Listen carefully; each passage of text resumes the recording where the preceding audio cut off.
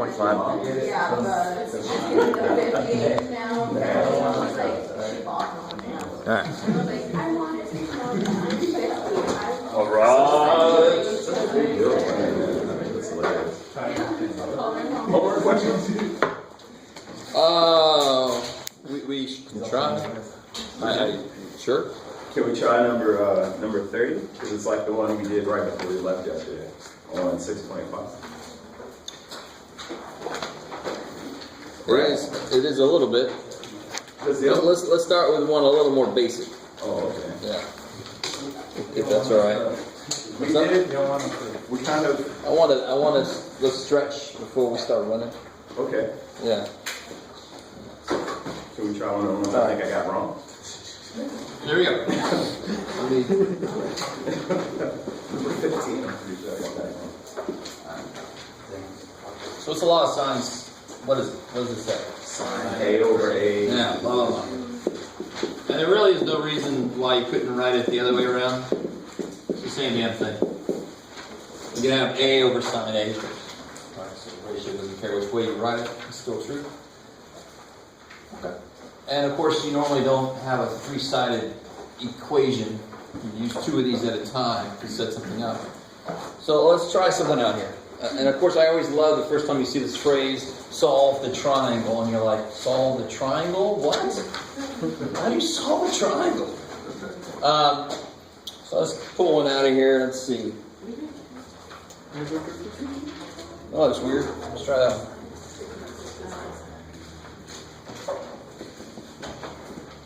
Let's try number 5. Why not?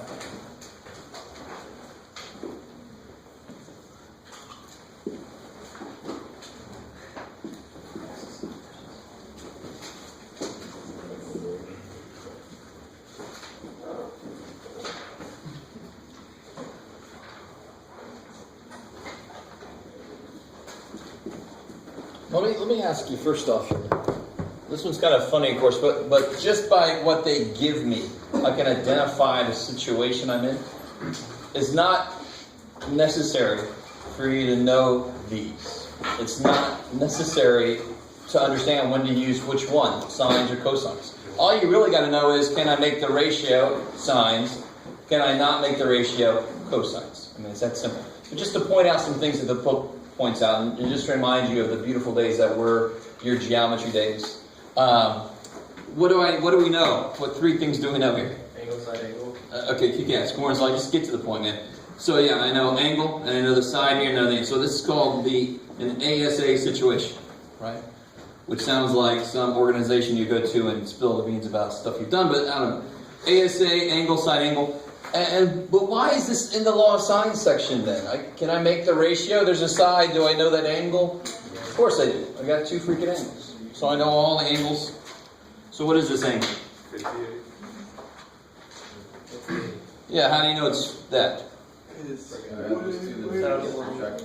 And are you sure it's that? So yeah, so 180, so far you've got 122. Right, 180 minus that. 58. Lucky guess. So we've already started to solve the triangle. So solve the triangle really means figure out all the angles and all the sides. Right? So the easiest part of that question we just did. Yeah. And now let's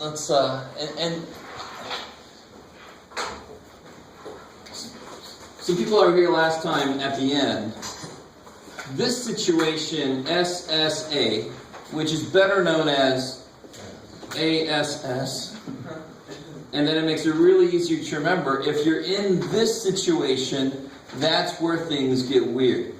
And I'm going to focus on that here in a minute. Right? So we will focus on the S here in a minute. But what can I set up? What's the complete ratio that I can make? Yeah, sine 58 degrees over 26.7. And then I can figure out either little b or little a, whichever one I want to first. So what could you say? Equals sine of 52 over a. Cool. All right, so take a second to figure out what A is.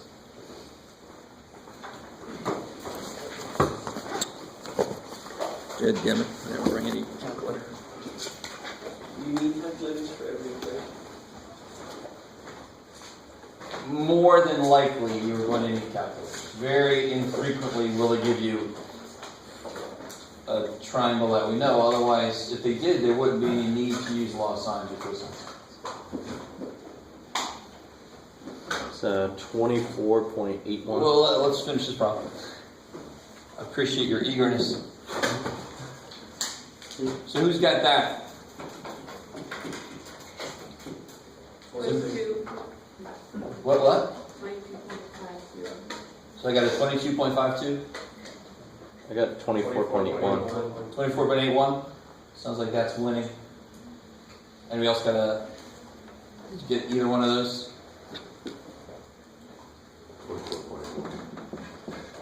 Both of those make sense in at least one respect. Which side should be the shortest? Smallest angle. Yeah, the one that's across from the smallest angle, right? The one with the Tyrannosaurus Rex with his mouth not open as much, right? Or whatever the hell you're doing. So that angle doesn't open as much. There's not as much room to stick a stick in there. There's not as much room for A to be long, so it's going to be the shortest one. So far that makes sense. It's shorter than the one they gave me. Now which one should be the longest side? B. B, because it's across from the biggest angle, right? So I got A is 24.81 so far. So to get B, I just do the same thing. But this time I want sine is 70. And notice I'm always going to go back to use the thing I know is true from the beginning. Because I could have made a mistake here. I'm not going to set up its ratio, because that's just going to make me make another mistake for the next side. I want to get the sides have the highest chance of getting them right. So I'm always going to go back to the most information that I know is right. Okay, if you can. And so you do the same kind of thing. What do you guys get for this one? 29.585, so like 5.9? Yeah. Okay. And that makes sense. It's the biggest side. So far, that makes sense. All right. Cool. So obviously, if you get negative sides, this is bad. You're probably in the wrong mode. All right. If you get a side, if B came out to be 11, that's bad. It should be the largest side. I mean, you just got to step out of the problem for a second and say, what's going to make sense here? What answers make sense? So you can quickly see if you made a mistake. All right. So law of sines is really pretty simple. We go over getting to the 24.81. Right. Okay. And that, just plug it in the old calculator, but let's make sure we can all do that correctly.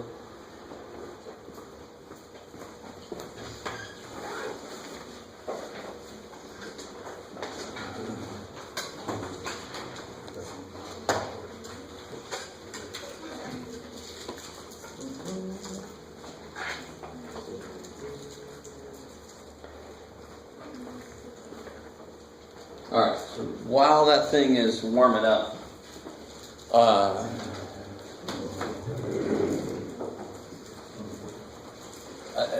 how do you guys feel about that problem? I mean, is that a difficult problem? All right, every single one of them is easy, except for this guy. Every single problem that's not this guy will be that simple. So we get to the parts where they have multiple triangles, right? So we'll get there. So before I do that one, I want to talk about this situation. He's still warming up.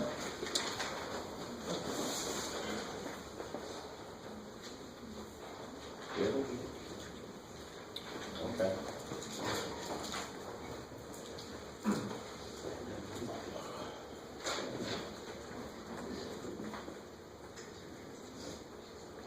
Maybe. Oh, jeez. All right. Ah, hey, look out. I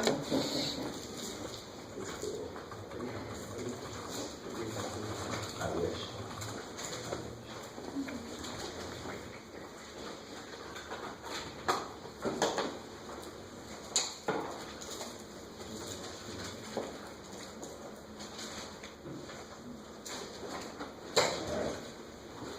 One of the batteries dial up right then. That's awesome. turned it off. No, I did not. It turned itself off. It's a union break already. I just turned it That's not acceptable. on. I appreciate that, though. You seem to have turned it off, Jeff. I saw you push the The computer budget. All right.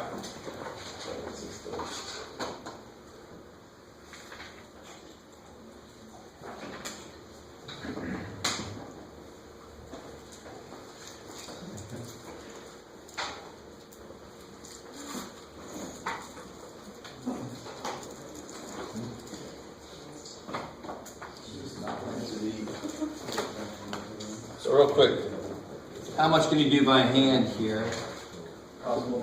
Yeah, cross multiply, so you get A sine 58 equals 26.7 sine 52.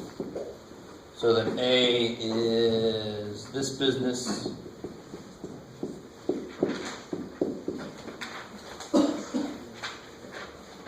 All right, so this problem, it's not that difficult. I mean, you should be able to plug this in your calculator, right?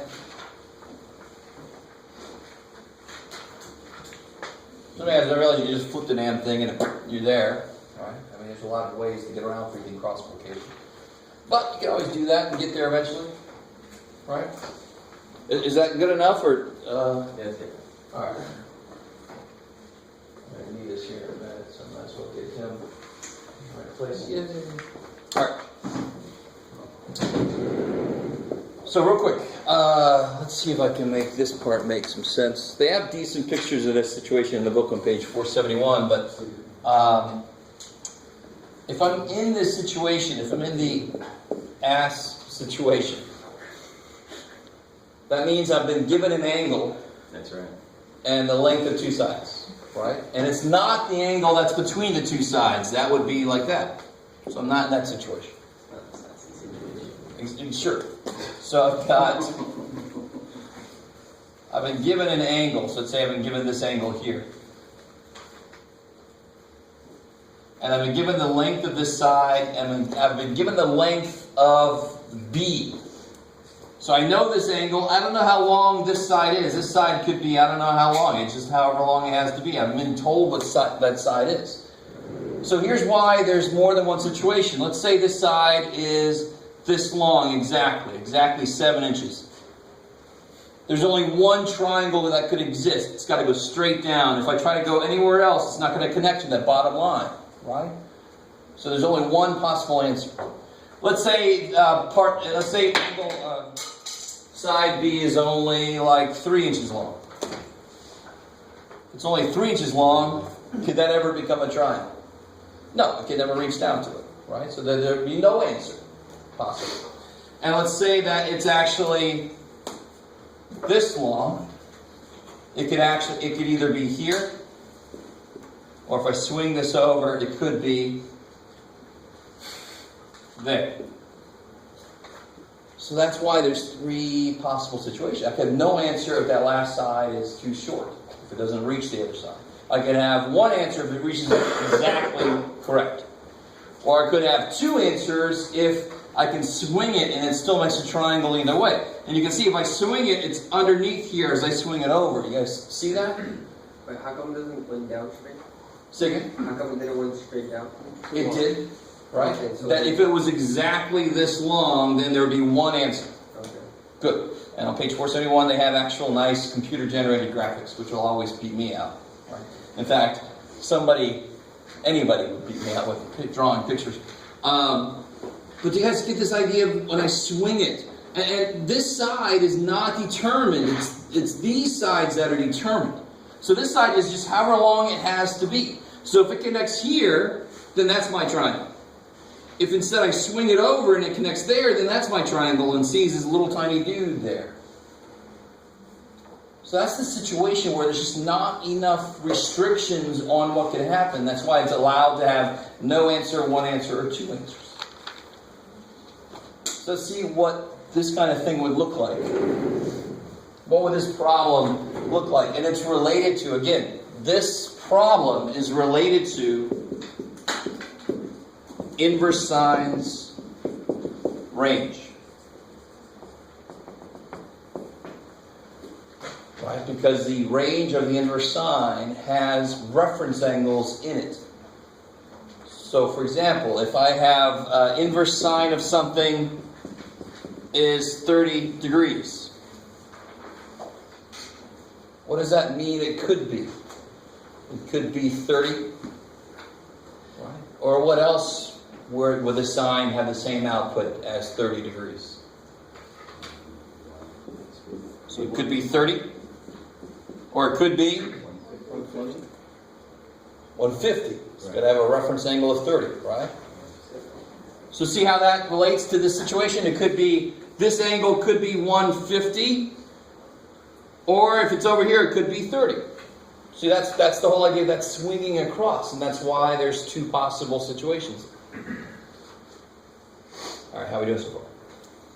So, of course, as a student, you're like, what the hell is it going to look like in my problem? Right? Obviously, this won't, anytime you know all the angles, that ain't going to happen. There's only one way to have a triangle with those three angles, and there it is. Right? It's only when I don't know a couple of angles. That's when I'm going to be in a situation where I can have that happen. And specifically, it's got to be ASS. All right. So let's try one out. Let's see.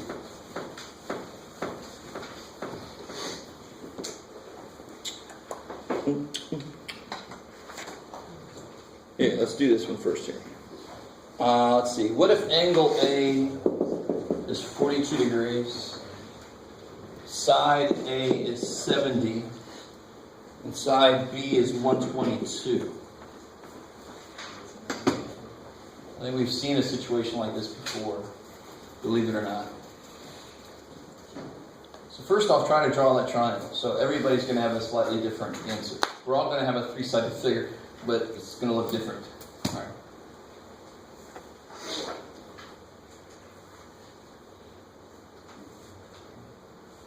It doesn't have to be perfect. Just throw, there's a triangle. Yay! If you want to, you can try to make B the longest side in there because that's longer than A, but it doesn't really matter. So let's see, that looks like it's 42 degrees. So let's call that one angle A, so that makes this side 70. I'll call this one angle B, so that makes this side 122. So this must be angle C, this is little c.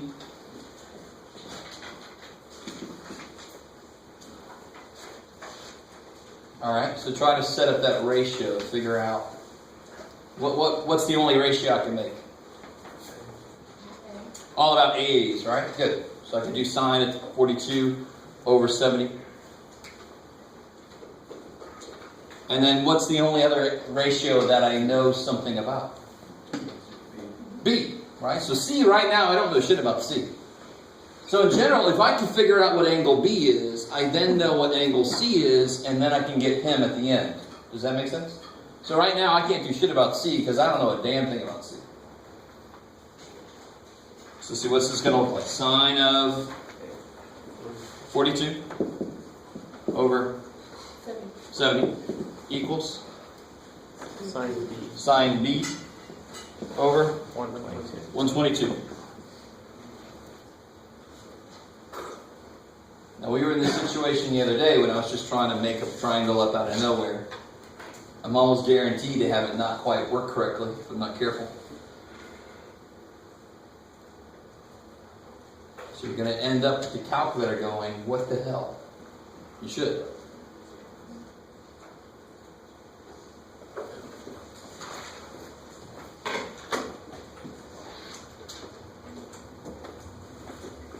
So if I start to solve this, it'll be sine B. So I want to take the inverse sine of this business here. That's as far as I can get by hand.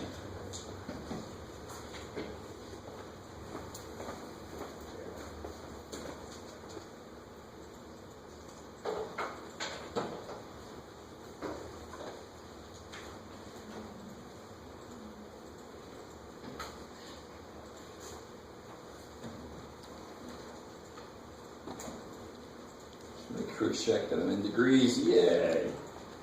If they enter. And of course, why does it totally jive with what we were saying earlier? I mean, the domain of the inverse sine is negative pi over 2 to pi over 2. I'm sorry, the range is. What's the domain, though? That's the part that I don't really talk too much about. The domain of any of inverse sine, inverse cosine, what's the domain of that going to be? Yeah, good, because the range of the sine and cosine are negative 1 to 1. The domain is going to be negative 1 to 1, which must mean this guy is bigger than 1 in this case. It's all positive, so it's going to be bigger than 1. So that's when it freaks out. And physically, geometrically, what that means is that this side is not long enough. It doesn't reach. My picture was just so I had something, an anchor to look at. Just because I drew it doesn't mean it exists. So actually my A, it just wasn't long. It doesn't reach. It's like, shit. Does that make sense? I mean, that's physically what's going on. All right, good. Just So they're pretty much saying that the C is going to be smaller than the two sides. We can't get to C. We can't get the C. yeah, we can't get to side C. I love it. This side here is just too short. Okay. Side C, do I know anything about side C? It can be as long as it needs to be, or as short as it needs to be. Whatever A needs. And A is like, I need more than you can give me, dude. I need help. Right? If A was this long, I would just swing him over so this angle would get bigger. I'd just swing him over and C would come out there and meet him. Right? But A isn't even long enough to consider doing that. Does that make sense? I mean, there's nothing like magical about the fact that there's no answer. We just can't construct a triangle given the materials we were given. All right, so let's look at another situation where there is at least one answer.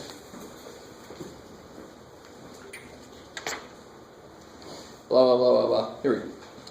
All right, so what if angle A is 43.1 degrees? Little a is 186.2. And little b is 248.6. Let's do this one together. This is very, very important.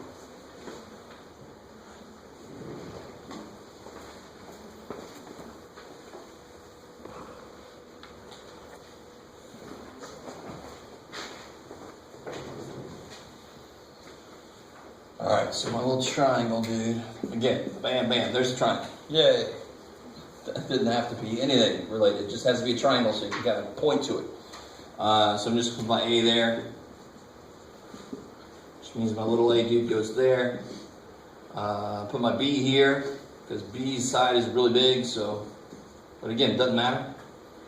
So here's B, I don't know angle B. And this must be angle C there. This is little a, this is little b, so it don't matter how you've oriented your triangle, this should all have that going on. Kick ass. I'll tell you up front, something weird's going to happen. Well, not weird, it's not going to be anything that's immediately obvious. This is nice. When there's no answer, it's like in your face. The calculator's saying, can't do that shit, and we're like, okay, good, I can't do that shit. There's no triangle. This is going to be subversive. It's going to give you an answer, you're just going to keep going, you're not going to realize, oh, there's more I should have done.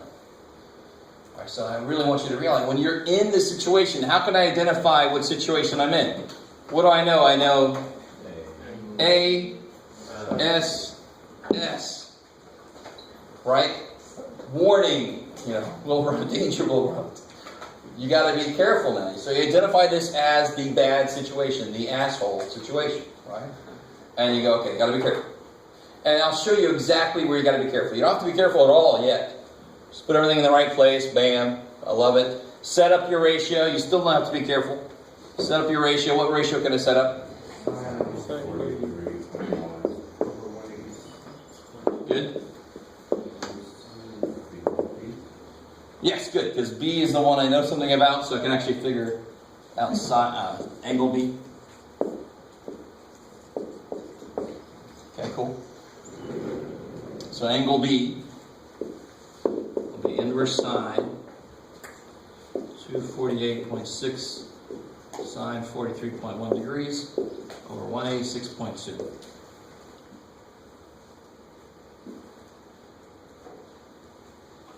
And you get a nice answer, don't you? If you've done this, yeah? Who's done this? What do you get? 65.818. 65.82? 18. We'll make it 8. Then 2, sure. Why not? Now here's the key. And this is related to the idea of swinging this dude. When I swing him over this angle here, see the angle that my elbow makes with my arm? Right now it's small. It's acute. When I swing this over, now what's the angle here? It's obtuse. It's big. Shit. And it would have, on this side, it would have the reference angle that I had here. Well, that's kind of weird to see that as I'm, doing this with my arms. But it's that idea of swinging it. What happens to that little angle down here? It's small and it gets big. Right? So here's that small option. If I swing it and I want to make it big, overall this would be 180 degrees, right? So what I have to check, what will tell me if there's more than one answer. I know there's one answer because I got this angle to work out. I know there's one answer. So I'm going to call this B1. Now we got to check to see if a B2 could exist. And how the hell do we do that? We do 180 minus this and then see if it would work with this. If my second option, if I do 180 minus whatever I got there and I got 100 degrees, that ain't going to work with what I've got so far. Let's try it. Ready? So I know that this one here is, B1 is this. What's 180 minus 65.82? 114.18. 114.18. Would 114.18 work with 43.1? Meaning, would there be some degrees left over for a third angle? Yes, 114.1 plus this is not 180. There's something left over for C. There could be a C2. So this would be B2. Oh, shit. So what I highly recommend, you do that check and you leave that here for a second. You finish out the first triangle and then you go start fresh with the second triangle. You have basically two parts to the problem, right? Does that make sense? So right when you figure out B1, see if B2 would work. So for B2, if I got 140, would that work? No, because plus that, it's too much already. If I got 136.9, no, it wouldn't work because there wouldn't be any, it would be exactly 180, so it wouldn't work, right? There has to be something left for the third angle for it to work. This would be bigger than 43.1 as well. Say again? It has to be bigger than 43.1 as well. Angle P. Yeah, in this case, it would actually, the nice thing is it would be impossible for it not to be. Because of the fact that this side is bigger. The inverse sine will come out with a bigger angle. So that's kind of nice of it. Doesn't matter how much is left, as long as there's something left. As long as there's something left. It could be 0.002 degrees. And they're like, oh, it's a third triangle. Alright, so now that I know what B1 is, what can I immediately get? What do I know? C. I know C1 is. Right? So what's C1 got to be? 71.0. 71.08. Yeah, that sounds about right. How'd you get that? And that doesn't subtract from Yeah, that's all. All right. We got two angles. So to get the third angle, I just add them, subtract from 180. All right, good. I'm being hopeful because this is actually easier than I might sound at first. So I think a few of you guys agree with me. I just want to make sure everybody's semi with me. Yeah. When you say when you were doing this thing with your elbow, just move when you talk about the angle getting bigger. Yeah. So right now, the angle right here is less than 90, right? Yeah. Now, if I swing it over, what happened to the angle here? It got bigger. It's bigger than 90. Right. So that's, Like, here's less than 90. The other option is bigger than 90. It's related to that swing. Okay. It's kind of like Swinging opening that up a side cracked over. door. Say again? It's kind of like opening up a cracked door. The simple fact that it's swinging on its hinge. A trap door? A cracked door. A cracked door. Oh. A door that's partially open. Oh, okay. Oh, I see. I'm sorry. I'm with you. I know I'm not saying I'm that word. semi with you. All right, I'm with you. All right. It sounded weird to my ears too. Crack door, I wasn't really sure what to make of that. Is that on Law and Order? How do we do that? That's the crack. Is the door made crack? All right. Thank you. Well, that's how they get it across the border. They just import doors made out of crack. Just gave that idea away. Yeah. So what do I have left to figure out for the first triangle? Side C. Yeah, all I need is side C. So now that I know angle C, I can figure out side C. So I can go back to this dude I knew from the beginning, right? As always, I try to always go back to what I really, really knew. So I know from the beginning sine 43.1 over 186.2. But now I can set that equal to figure out side C. What can I set that equal to? Sine of angle C over little c. Becomes yes and yes. So you have C1 equals 71.08. Does that mean that there's a C2? Totally, because there's a B2. That's the key. Right? I'm glad you brought that up again. When we're done with this, that's the first triangle. Then we're going to have to do the other triangle, swing it in. Because if this angle changes, then so does angle C up here. Right? Alright. So now we've talked about this. You get C by itself, so it'll be 186.2 sine of 71.08 divided by sine of 43.1. Right. Just to talk like that, so it's really annoying.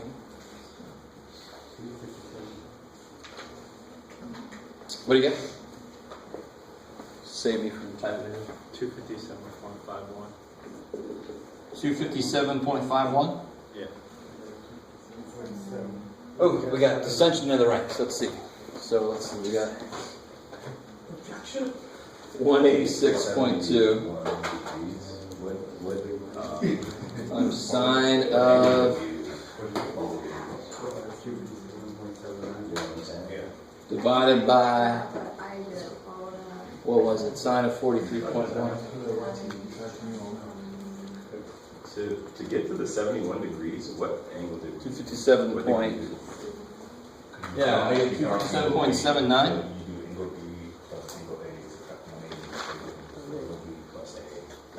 Yeah, once you know two angles, you know all three, because they have to add to be 180. So the minute I do B1, I know what C1 has to be, because B, C, and A have to make 180 Right, I total. forgot we had the 43 as a, Oh yeah, we get, yeah. yeah, it's a, If I wasn't given any angles, could have used law of sines? Hell no. The law of cosines is all about side, side, side. Law of sines has to have an angle with a side to make the ratio.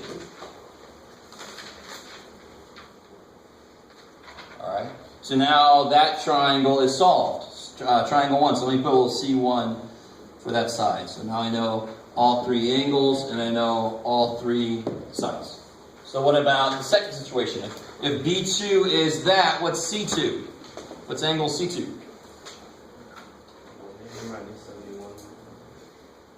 180 minus, no, careful, that's the first triangle. Now we're talking about the second triangle, right? So it'll be 43.1 plus 114.18, to see what we got so far. 180 minus that, 22.72.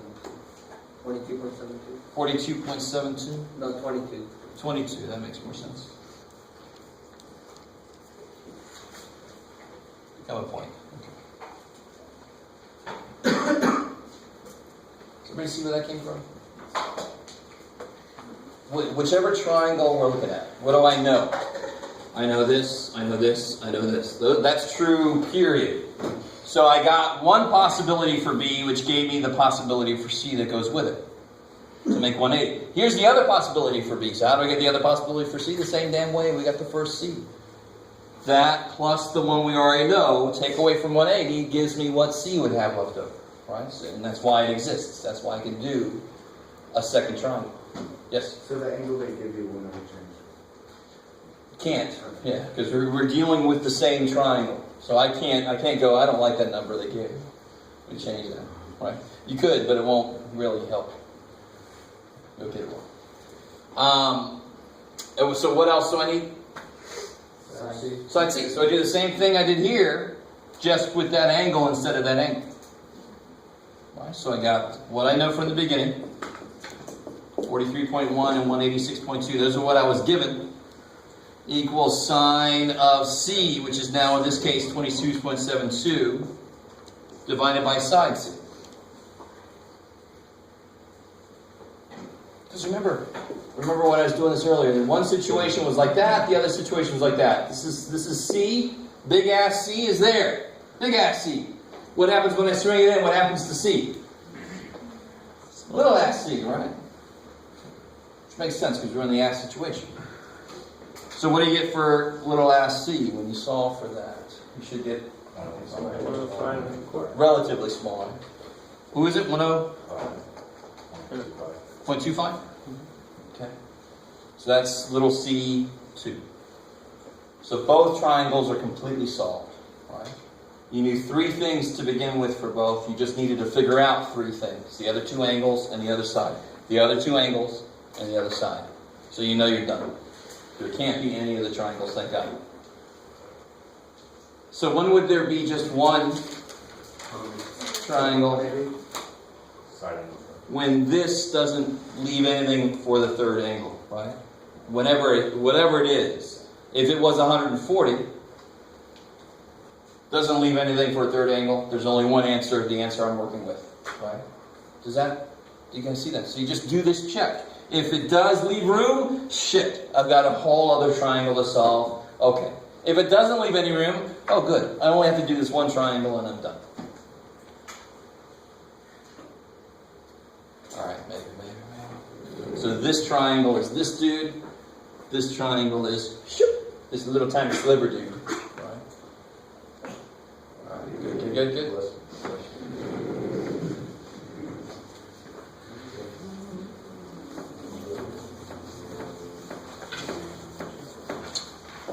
Okay. So now you just got to get in there and try those out. Let's look at the one that Franklin, you were asking about, number 30? 30, yes, sir. At least give me some ideas on how you start.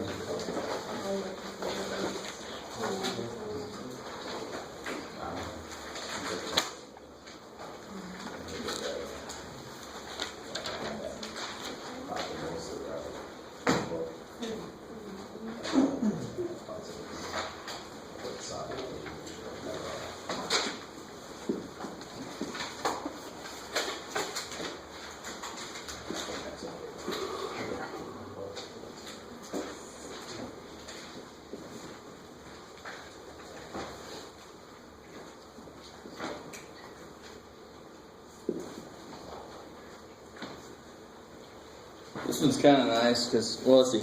So they want us to find the length AD. They want us to find this length here. So we'll go ahead and call that. What do you think I want to call that? Question mark. Yeah. Well, it's obvious what you want to know. I'll call it X because it's down in the X. So it's the part that I want to figure out what it is. Anybody see something? Well, let's see. I mean, where can we start? Yeah. You could have an isosceles triangle. Where? With the. I love it, exactly. So that's the first thing to look for is you look for even right triangles, and you should kind of give up on that for a little while now. But they might still pop up in the 6-5 and 6-6. You never know. But there's no right triangle in there, but there certainly is isosceles. Which why is that nice? Then you could find out the angle. Then this angle has to be what? 25. The same thing, right? Because I didn't know what this whole angle was, so I couldn't figure it out that way. About a 90 degree, I don't know what the hell it is. But now I know that whole angle is 50, if I need to know that. So that's really good to notice. Alright, so what else can I do? Angle with D is 130. So again? Angle with D is 130 degrees. Yeah, good. So now I got two angles. I have actually all three, so this will be 130. So overall it makes 180. Kick ass. Other one's 50. Yeah, this has got to be 50 because this is a straight line, right? So it should make 180 degrees. That's what we in the math business call a straight angle. Is a straight line is a straight angle, 180 degrees. And a straight line is also called a curve. Sorry. Wonderful world. And of course, what's this guy now? 105. Yeah, this guy's got to be 105 degrees. Now look at all that stuff we know. Shit. Yeah, basically, that's it. That's all I'm going to say. Sure. That's all That's all you need. Because now you look at what you need to know. What triangle does that live in? DCA.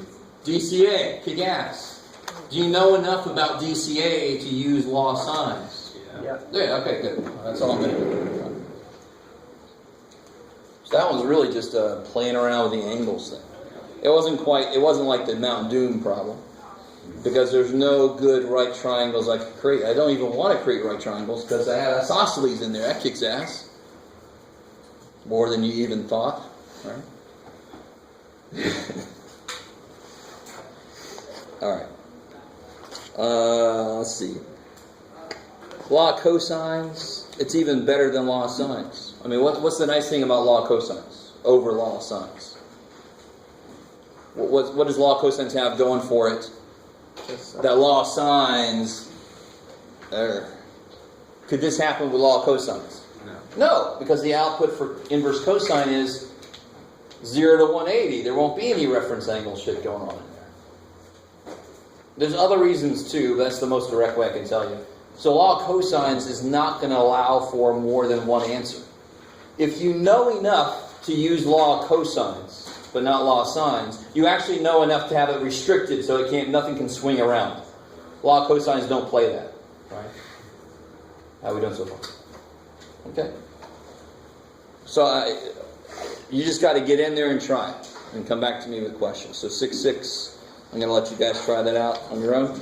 I want to definitely talk about 7-1. Oh, good. We got plenty of time.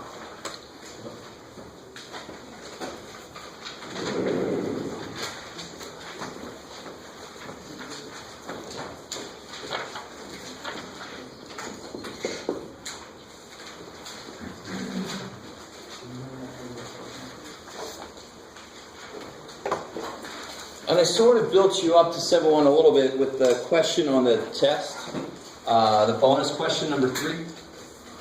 If you haven't taken the test yet, don't worry.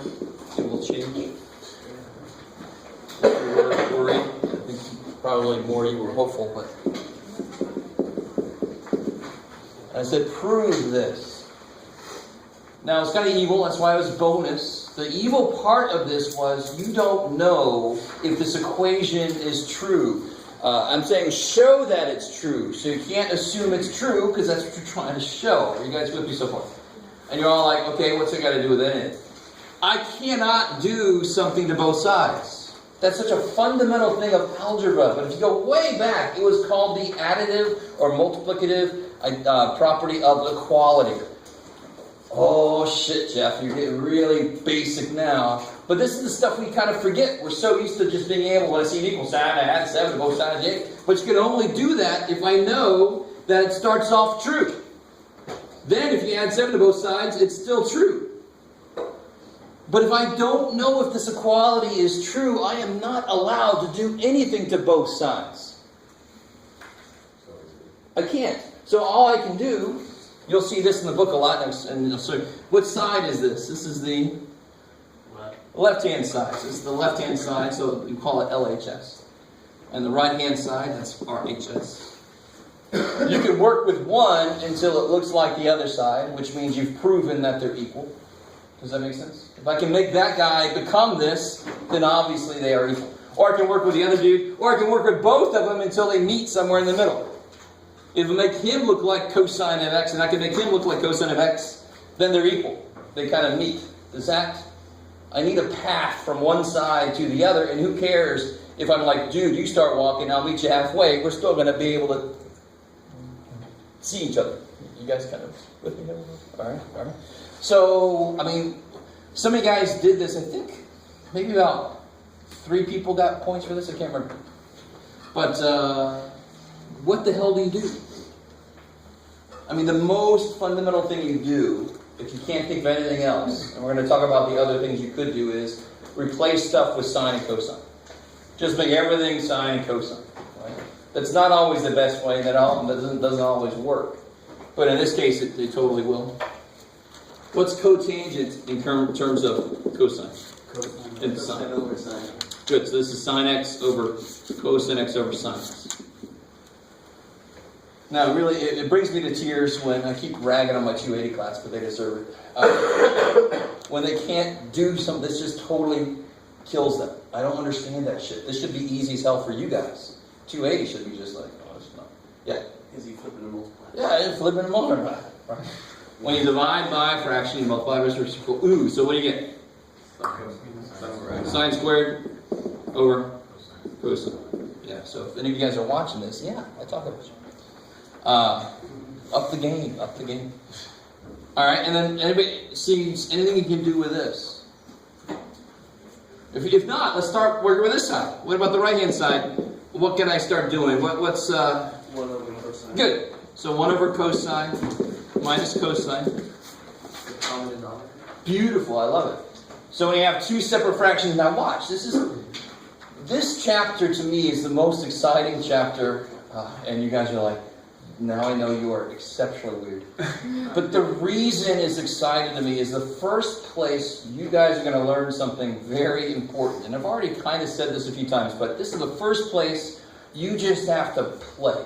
You have to play with the problem. You have to try, I know this identity, let me try that. That didn't work, let me try something else. This is where you don't freak out if the first thing you try doesn't work, because it's almost part of the process. You try something, that didn't work, that doesn't look anything, let me try something else. Let me work with the other side. You got to get used to that idea of it ain't always going to work out immediately. Right? There are certain things that can tell you, try this, try this, try this. But when do I try that? Whenever you can. It might not work. Right? And students hate that, but it's too damn bad. We're getting close to what math really is. Yeah, good. So like you said, I can get LCD. So what do I have to do? Cosine versus Yeah, give this guy another cosine so that I can slap. So 1 minus cosine squared x. And what's 1 minus cosine squared? sine squared. Sine squared x. And these two are Same. equal. Check. Put the big ass check mark there so I know that you made it. Right? So that I know that you made it, more important. Right? So I could say this equals this equals this equals this equals this equals this equals this equals that. Bam. So I got a path from one side to the other. Where did you get sine on that side? What's 1 minus cosine squared? Because sine squared plus cosine squared is 1. So what's going to happen in chapter 7? Section 7.1 is this. It introduces the idea of proving identities. Then section 7.2 and maybe 7.3, I can't remember, we learn more identities. We know barely any of them so far. We learn more identities. And then guess what? The next section, more of this, using the new identities you know. And then we learn more identities. And then, so tomorrow, I didn't want to do this to you today. But tomorrow I'm going to give you, whenever I say the word tomorrow, everybody starts to pack up, but stay there. Tomorrow I'm going to give you a list of identities that will very clearly mark the ones that you have to know versus the ones that I would give you if I want you to use it. Does that make sense? There are certain ones that you just have to get memorized, right? For this class, but even more importantly, if you're going into Calculus 1, maybe even Calc 2, the more you know those identities, the easier life will be. And the less your teacher will cry. I don't cry necessarily because I think my students don't know shit. I cry for their education. I cry that their teacher didn't make them do things like memorize some of these very important identities. Okay. So tomorrow you'll get that. Let me give you guys one of these to try on your own. And again, it's just, you just try stuff until you get something that works, which is kind of nifty. You're not used to that with math. I'm just going to pull one out here. So I did not do this one ahead of time either, so I don't even know how it's going to work. This is not too bad. It's number 43 in the section 7.1.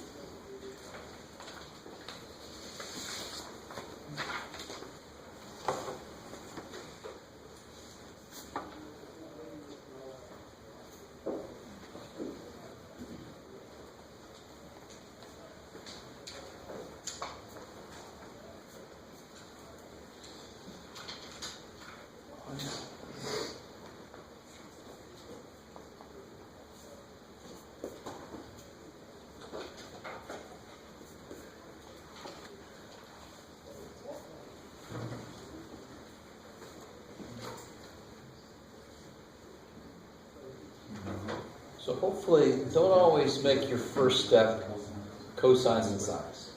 That would be a horrible first step here, really. It'll make it look a lot more gross than it really should. Which side can you actually do something with?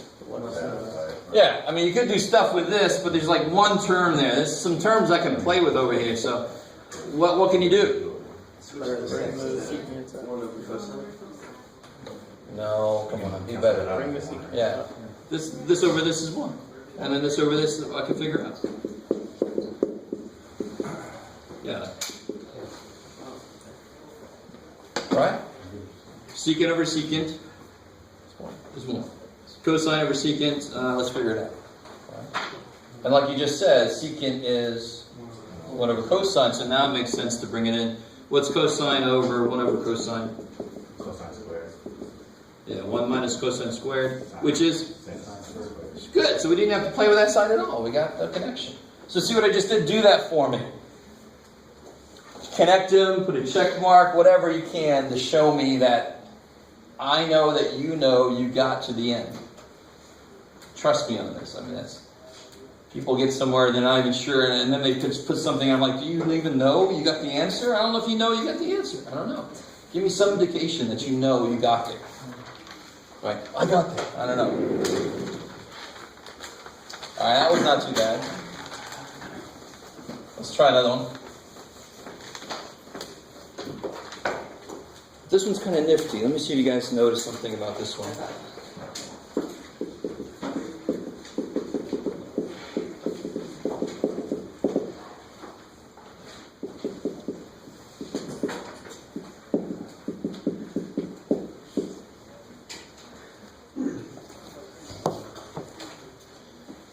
This is sort of in your face, but you're not used to looking for things like this. So let me see.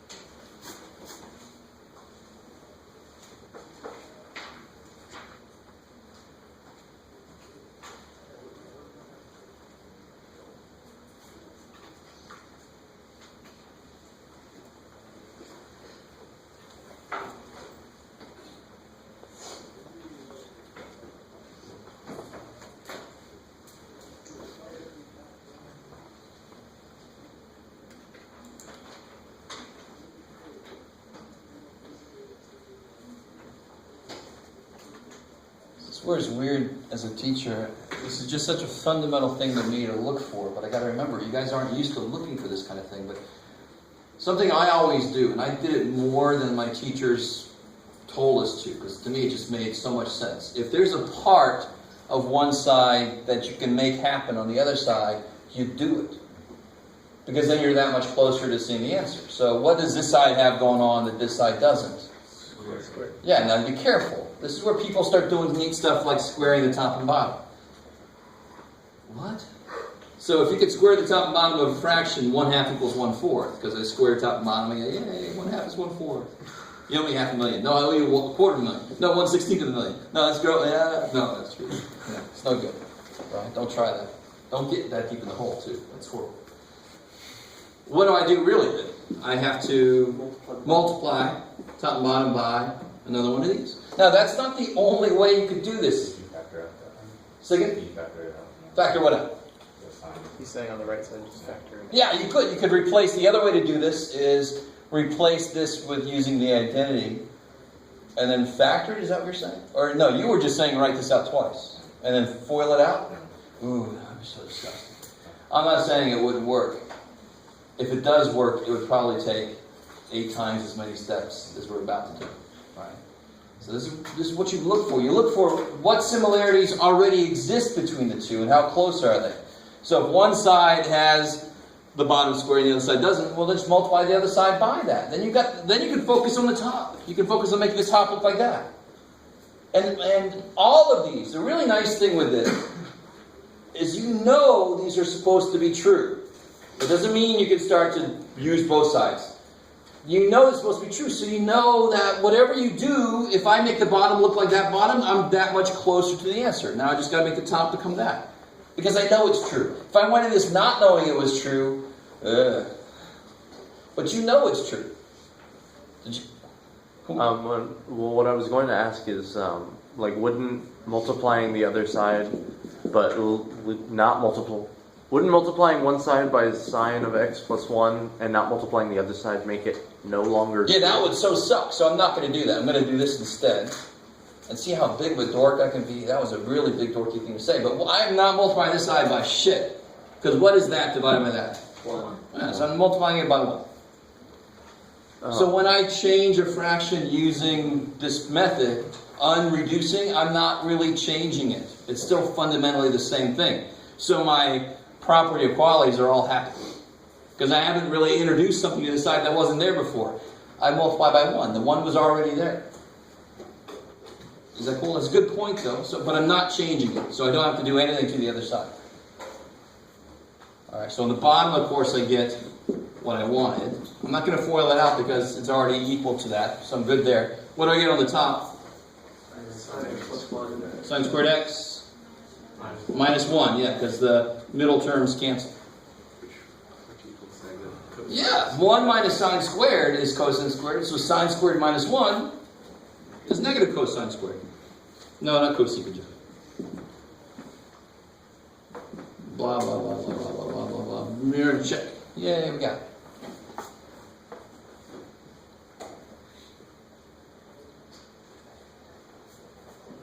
So what's really weird in this with chapter 7 is kind of getting used to what you're allowed to try. Like, we shouldn't forget you can't square the top and bottom of a fraction. I mean, you can't do it. It's not allowed. You can multiply the top and bottom by a fraction by something. Right? So what are we allowed to do to make these things go? One more, and then we'll call it a day. I like this one. You know this is going to be gross. Maybe. We'll see.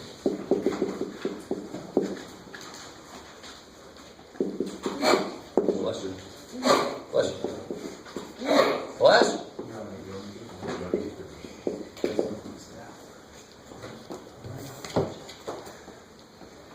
So it's not a bad idea.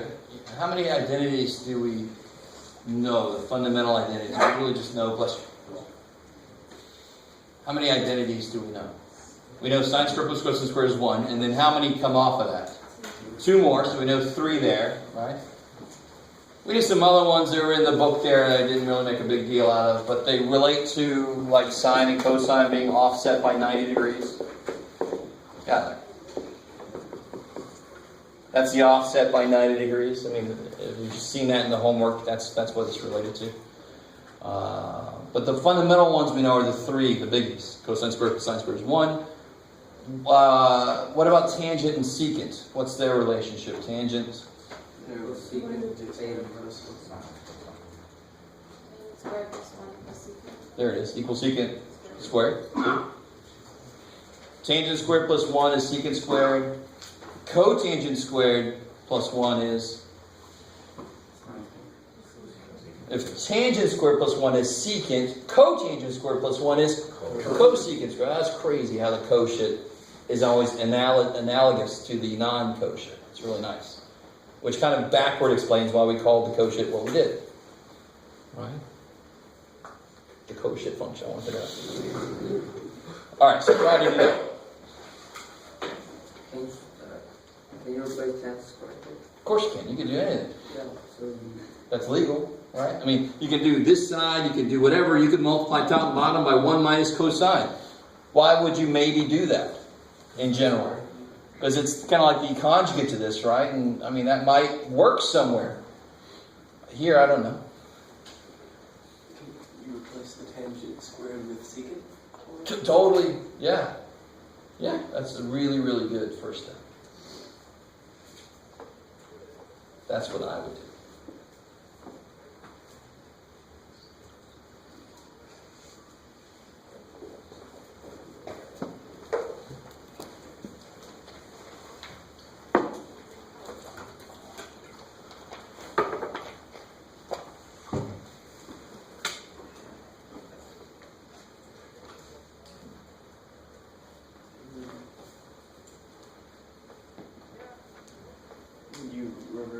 and long.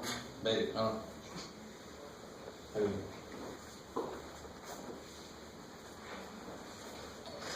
So tangent squared does not equal secant.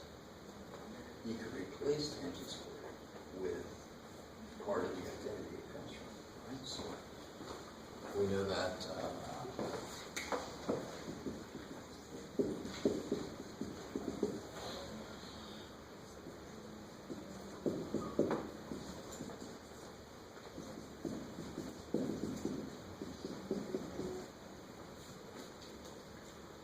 So you replace tangent squared with. To replace it with something that equals it.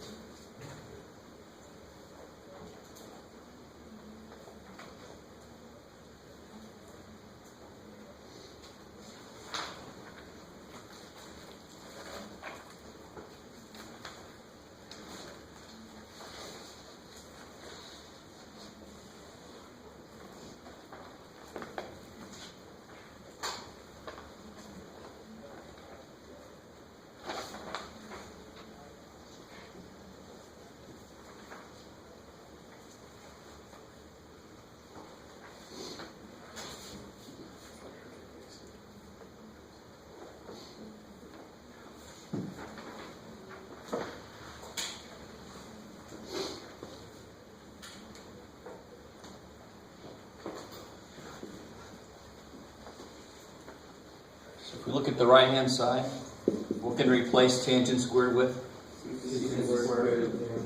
Minus 1, yeah. And then, now what's interesting about that? You cannot cancel a secant out. My God, right? Don't do that. So there's a minus sign in there. I can't break into a subtraction part. But it's like s squared minus 1 over s minus 1. What do I do? Multiplied by secant. So this is kind of a trick that's done very often. We replace secant with just an s. So it's more like a variable, because secant theta is a variable.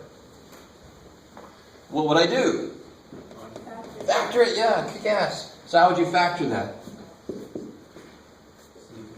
Secant theta plus 1, secant theta minus 1, over secant theta minus 1.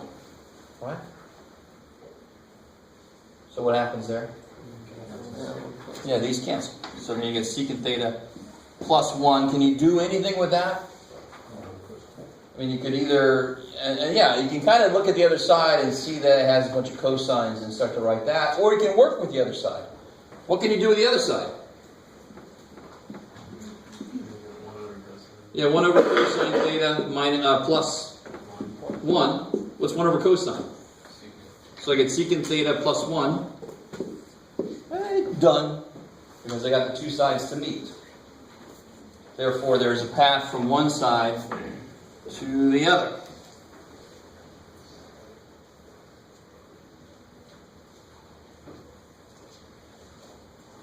How's that? Is that? Can you see what you did on the left side again? So 1 over cosine plus cosine over cosine, right? If the bottom is a single term, I can always break that up. What I hate was when people do tangent squared over secant. Minus tangent squared over... No. It only works when it's on the top, right? If the bottom is a single term, I could break it up. So little things like that are going to creep in. Little old algebraic manipulations that maybe you never quite got a handle on, or you've forgotten, or whatever. Got to firm those up, right? All right, that's enough for today.